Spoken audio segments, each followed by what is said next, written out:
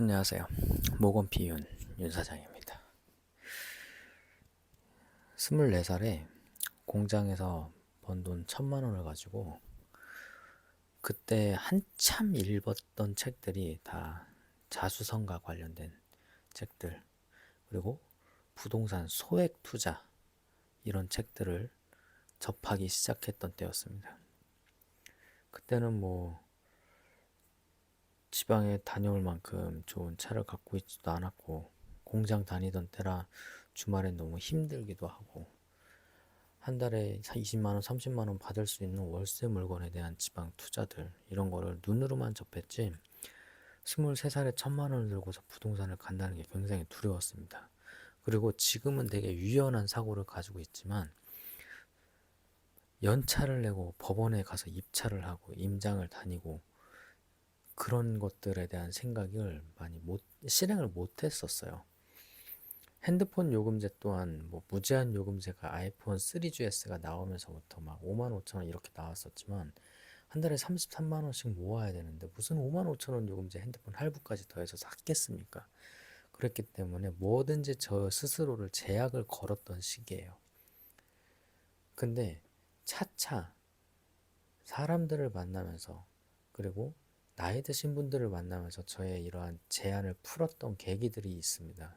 그 첫 번째가 이제 23, 넷 이 나이대에 단돈 1,000만 원을 들고서 부동산을 갔던 경험입니다.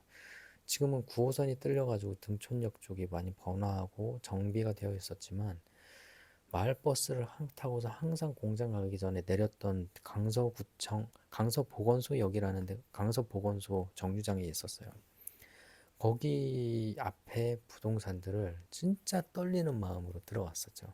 아직도 기억해. 연기가 자욱해. 담배 연기가 자욱하고 화투를 치고 계시는 한 5, 60대 어르신 세 분이 저를 딱 쳐다보시더라고요. 아, 정말 떨리는 마음으로. 얼마나 없어 보이고 애띄어 보이겠습니까? 아, 선생님, 정말 소액으로 열심히 모은 돈이 있는데 투자를 하고 싶은 물건을 좀 찾고 있습니다.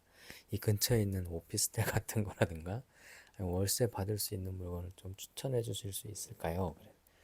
얼마나 모았는데 1,000만 원 조금 가지고 있습니다. 이 동네는 뭐 다 하면 10억, 20억이요. 뭐 살 수 있는 게 없지. 딱 담배 불고서 그렇게 말씀을 하셨어요. 지금 생각해 보시면 그 사장님은 그 건물 아니면 상가 건물을 다루시던 분이셨죠.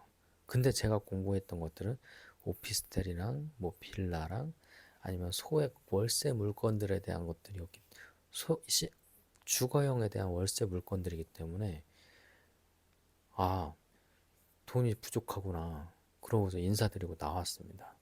그리고 또 다른 부동산을 갔는데 그 사장님께서는 좀 냉대한 반응이셔서 별로 기억대 안 남아요.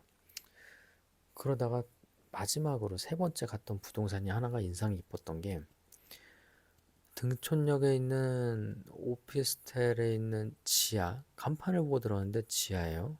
지하인데 문을 딱 열었는데 그림이 엄청 많이 걸려 있는 거예요.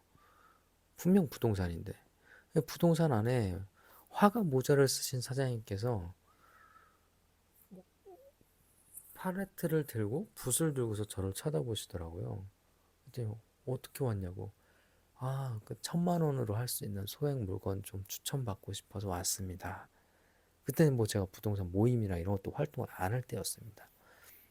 그때 사장님이 씨고 지르면 얼마 모았는데요.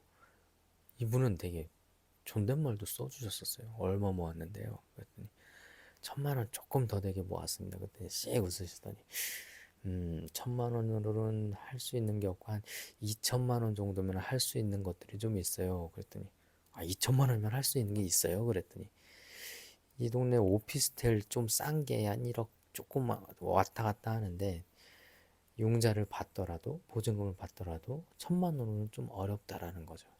그러니까 2천만 원 정도 해 있어야, 지금은 알지만 일반 매매로서는 융자가 적게 나온다는 사실을 그때 현장에서 조금씩 깨달았던 겁니다. 경매를 했으면 이제 감정가가 있고 낙찰가가 일반 시세보다 떨어지기 때문에 단돈 1,000만 원으로도 할 수 있는 방법들이 있지만 그 당시에 봤던 책들이 1,000만 원 소액 투자 다 이런 내용들이었기 때문에 다 되는 줄 알았어요. 그랬더니 사장님께서 이제 어린 친구가 이제 투자를 좀 하려고 하는 것 같은데 좀 돈도 더 모으고 와요. 그렇게 얘기를 하면서 좋게 들려보내시더라고요. 그래서 저도 기억이 나요. 더 모으고 오겠습니다. 그렇게 하고 인사를 했던 거죠. 근데 그때 그 느꼈던 감정이 뭐냐면 저는 그냥 제 본 모습 그대로 가지고 있는 돈과 있어 보이려고 하지도 않았고 있어 보이려고 생각했었던 나이도 아니었어요. 그냥 전공법 얼마 있다. 하실 수 있는 거 도와주시면 감사하겠다. 어떻게 모았다. 이런 얘기를 했던 거였죠. 그게 무려 13년 전이지만 처음 부동산을 방문하면서 책에서는 느꼈던 거랑 다른 현실을 깨달았던 거죠. 여기서 말하고 싶은 건 뭐냐면 누구나 처음은 있다는 겁니다. 첫 방문 저도 떨렸어요. 근데 지금 20대 때 가난을 겪고 가난 때문에 불편하고 고시원에 살고 원룸에 살고 청년 대출을 받아가지고 계속 월세나 전세를 살다가 빌라왕이라든가 이런 전세 반환이 안 돼가지고 문제를 겪는 사람들 곰곰이 생각해보면 정말 작은 것부터 작은 금액부터라도 내 돈을 가지고 살 수 있는 것들을 눈을 뜬다면 좀 낫지 않을까요? 그리고 우리가 고등학교 때랑 다르게 난 대학을 안 갔지만 대학교를 가서는 또 그 안에 모이는 물들 때문에 그러한 외적인 사고나 행동을 하기가 쉽지 않아요. 하지만 누구나 처음은 있다고 얘기했잖아요. 전공법으로 차근차근 그 풋풋함, 그 어린 나이, 그 애띤 모습으로서 그 자기 조카를 보듯, 자기 어린 아이를 보듯, 자기가 젊었던 모습을 회상하며 대해주는 사장님들이 있단 말이에요. 바쁘신 분들, 싫다 하시는 분들, 정중하게 인사드리고 나오고 옆집 가면 됩니다. 그들 간에도 경쟁이 있는 거잖아요. 지금은 뭐 익숙하게 들어갈 수 있고 내 원하는 말들 하나하나 여쭤보면서 말씀을 드릴 수 있어요. 근데 그 시작엔 저도 떨림이 있었고 1,000만 원밖에 없었던 때도 있고 뭐 지금도 1,000만 원 작은 돈은 아니죠. 그 돈을 벌려고 매일매일 일을 하지만 아끼는 돈이 있다면 그 돈을 굴릴 수 있게끔 시작하는 방법들이 있어야 됩니다. 그 처음에 두려워하지 마십시오. 어릴수록 통하는 것, 젊을수록 통하는 거는 전공법입니다. 그래서 내가 지금 고시원에 살고 원룸에 살고 뭐 월세에 사는 힘든 게 있다 하더라도 조금의 관심을 갖고 의식주 이 세 가지 중에 주거, 부동산이 들어가는 거잖아요.